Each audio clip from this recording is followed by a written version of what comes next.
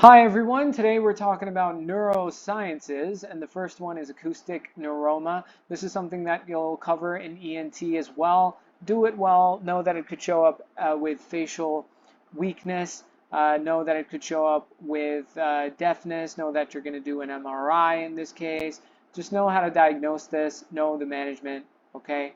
Next, you have Bell's palsy, so facial nerve examination is something you should know how to do, and you should know how to examine it, and you should know the causes, and you should know the treatment, right? So this does show up in your OSCE stations, also something that they love to ask you about in your multiple choice question exams. Brain abscess, we have covered this in the past. MRI, ring enhancing lesion. Know the presentation usually shows up in your multiple choice question exams. Haven't seen it show up as much in your OSCE stations. Brain metastases, know which cancers metastasize to the brain. Know how you could identify these metastases. Okay, haven't seen this show up as much in OSCE stations. Again, more so a multiple choice question topic. Cerebral palsy and hypoxic ischemic encephalopathy. Do this well, know the presentation, okay? Yeah, I mean, I haven't seen it show up in your OSCE exams as much, but still, do cerebral palsy well in the case of children, especially know how to examine them, and hypoxic ischemic encephalopathy, just know the presentation, know the management. Next, you have chronic fatigue syndrome.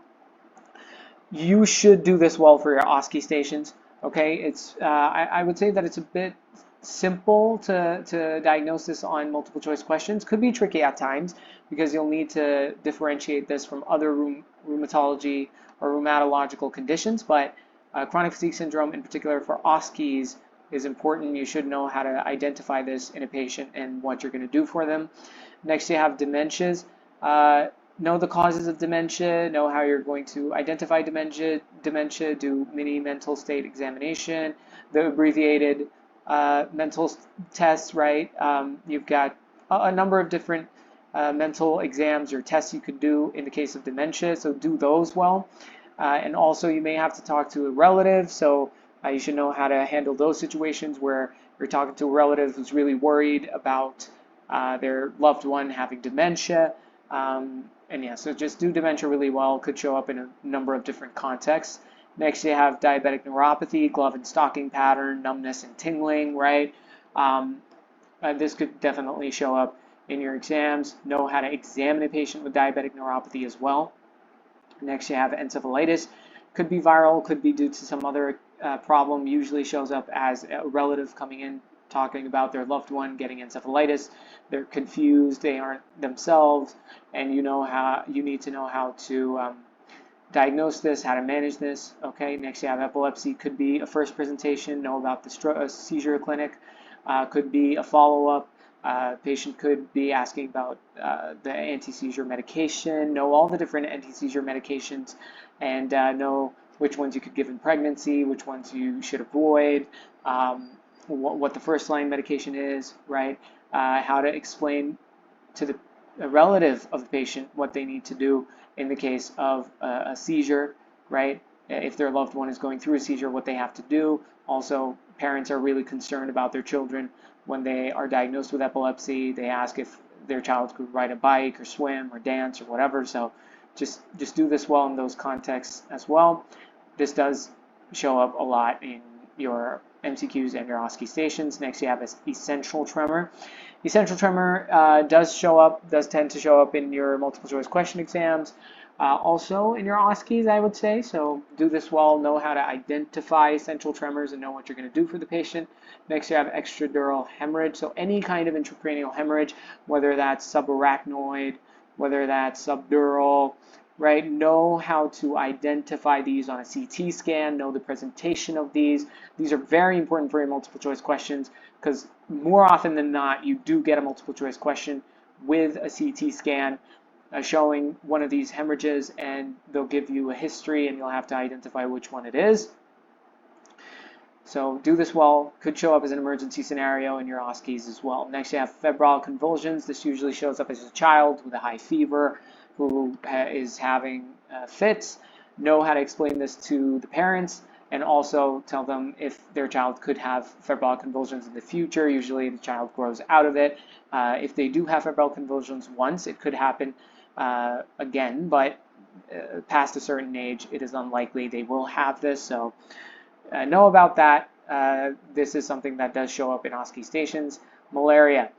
Know how to interpret investigations, know which investigations you're going to do, know what you're going to find on thick and thin film for malaria, know all the drugs you need to use, know what is used for prophylaxis. Okay, so multiple choice questions or OSCEs could come in a number of different contexts. Next, you have Meniere's disease, DVT, deafness, vertigo, tinnitus. Know how to differentiate it from other conditions. Know that you need to talk about the DVLA, right? So Meniere's disease is important, it does show up in your exams. This is something that I think you will cover in ENT anyways. Next, you have meningitis. Know all the different presentations of meningitis. Know how to identify meningitis in a child. Know how to interpret a CSF analysis after an LP, right? So meningitis, and know the signs of meningeal irritation as well. Next, you have metastatic disease. This is something that you'll cover as you do your other chapters. Migraine. Now, migraine could show up in a number of different contexts. Multiple choice questions or OSCE stations, migraine does show up. Yeah, you should know all the different auras that could show up in migraine, know the drugs that you're going to use, know which drugs are appropriate for which age, right? How you're going to counsel the patient, how you're going to talk to the patient, right? So migraines are important for OSCEs, really important for OSCEs, but they do test you on this in your multiple choice questions as well. So do migraines really well. Next, you have motor neuron disease. Know how to examine these patients. Know how to do a neurological examination, okay? Know how to diagnose motor neuron disease. Next, you have multiple sclerosis, another very favorite topic, whether you're getting multiple choice questions or OSCE stations. Know all the different associations. Know the association with optic neuritis in particular. They love to ask you about that. Know what you're going to find on scans, right? Multiple sclerosis, know how to examine the patient as well. So just do MS really well because they do test you on this. Next, you have muscular dystrophies, Duchenne, Becker's, know the difference, and know how to identify these no matter what question stem you get in your multiple choice questions. And also, I haven't seen it show up as much in your OSCE stations, which means that it could show up now, right? So just do this well, know the examination, and know the different muscular dystrophies like Duchenne and Becker's and how to differentiate them. Next, you have myasthenia gravis, another favorite topic. They love to test you on this no matter what exam they're taking. Know about MG, know that you do an HRCT to find a thymoma, right? Know the examination you do, right? Know the finding you're going to find on NCS, right? The decremental response, right? So yeah, just do myasthenia gravis really well, differentiate it from Lambert-Eaton syndrome. Okay, Parkinson's disease, very important. Know the drugs, know why it happens. MCQ, OSCE stations, really important. A repeated topic. They love to ask you about this. And another thing about Parkinson's is that know how to examine a patient of Parkinson's. Okay, know how to assess a patient of Parkinson's. In recent times, they do ask you to do an examination on a patient who has Parkinson's, okay, in your OSCE stations. So make sure you look at that. Next, you have peripheral nerve injuries, palsies.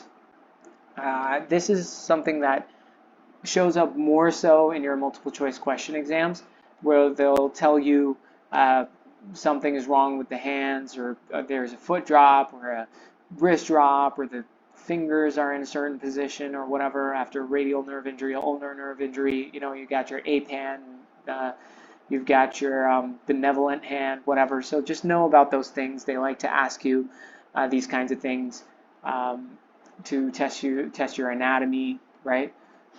So yeah, just do that well. Look at pictures, understand these injuries. Next, you have radiculopathies, something that you'll cover in musculoskeletal as well. Cervical radiculopathies, lumbar radiculopathies. Know the causes, know how to identify them, know the treatment.